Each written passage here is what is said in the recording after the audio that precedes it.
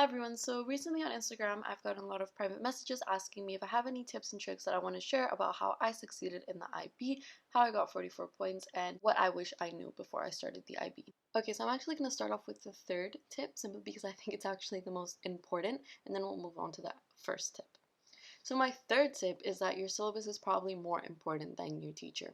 Not to undermine your teacher, but what I found studying the IB was that I was often too reliant on my teachers, when in reality you can sit in that classroom and pay attention, but you still might not get a 7. And the reason for this is that your teachers will cover most of the syllabus. They'll cover the overarching concepts, but they won't most likely cover each single syllabus point unless your teacher is a really great teacher. But even in that case, you still need to study with the syllabus. And this is also a tip for your studying technique. Don't just study your class notes. Read through your class notes, make sure you understand them for sure, but study with your syllabus. Read through the syllabus, make sure that you understand every single part of the syllabus and make notes according to each syllabus point so that whatever comes up on the exam, you understand. Alternatively, you could also take notes looking at NG-IB preparation videos since each video goes through every single syllabus point. Okay, so my first tip for you is if you haven't chosen your IB courses yet, please do this strategically. And I mean this in two different ways.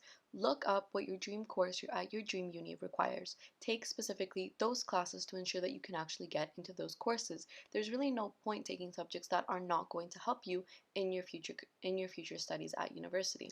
The second part of this tip is to look at the content in these classes, to look at the level of difficulty between these classes, while also taking in mind your strengths and weaknesses as a learner. So for instance, if you're going to choose between 3 social sciences, economics, history, and geography, for instance, which are the ones offered in my school, but you're also taking HL math, HL physics, and your strength is not in social sciences. In this case, it would not be recommended for you, I think, unless you're really passionate about history or want to do something related to it.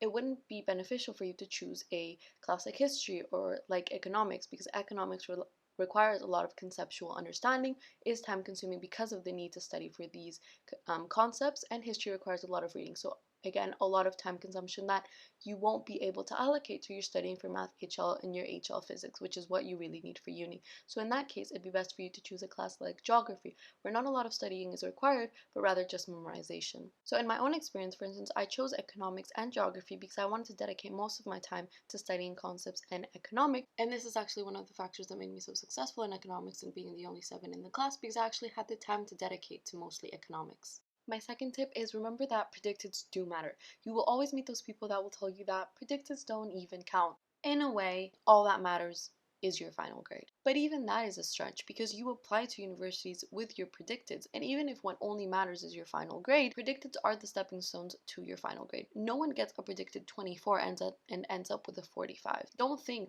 that you can just slide through with a 30 predicted and will still meet your university offer of 38 at the end. That's not how it works. Usually people's predicteds are only 1 or 2 or even maybe 3 points off for your final grade, but not more than that. You should be trying to get your predicted as high as possible because with that comes all the learning that you will need for your final exams. Study for your unit tests, study for your assignments so that you have the knowledge there, and it's only a matter of revising for your final exams, not having to relearn everything that you should have learned over the past 2 years. So now we're on to our fourth tip because we did the third tip at the beginning.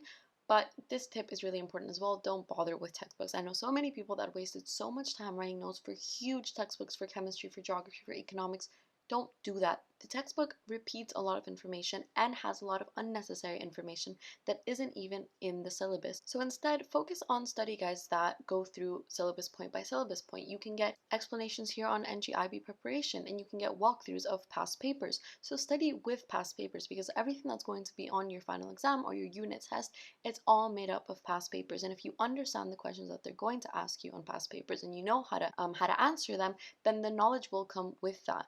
Now, I'm not saying that you shouldn't also study the foundational knowledge as well because that's super important, but by answering past papers, you get the sense of what you're supposed to know and how you're supposed to show your knowledge, right? And what kind of questions are you going to be asked to demonstrate this? Now, I've also gotten questions about how I scheduled my time in the IB because, of course, time management is really important. And this is quite an unpopular opinion because I often hear that people recommend sticking to a rigid schedule. So for instance, going home and working for 2 hours, or at 6 p.m. working for 2 hours, or an hour on this, 30 minutes on this. My advice to this is don't do that. Don't stick to a rigid routine.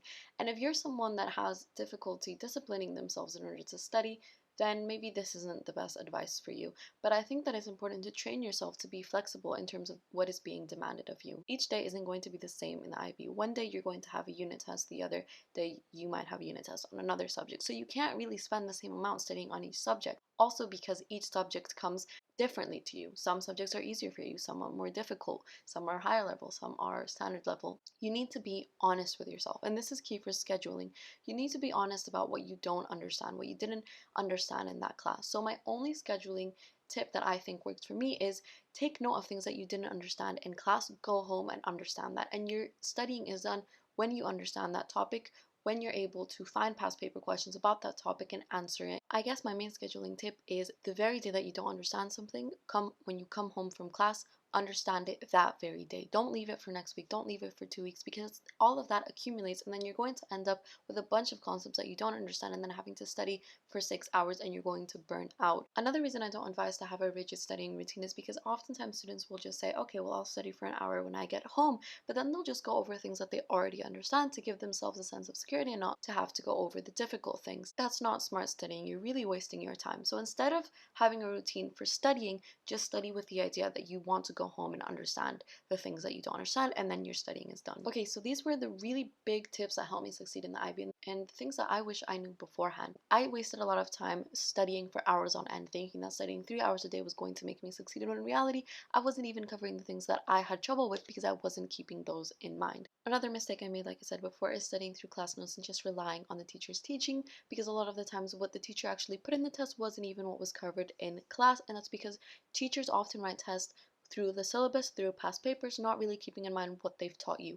So again, syllabus points are key, past papers are key, and watching videos that NG Preparation has posted about going through past papers, for instance, or going through key topics that you might not understand will also be a huge help to you. Okay, well, thank you so much for watching, and make sure to subscribe to NG IB Preparation to get more studying tips, more help on your IB courses, and to keep learning.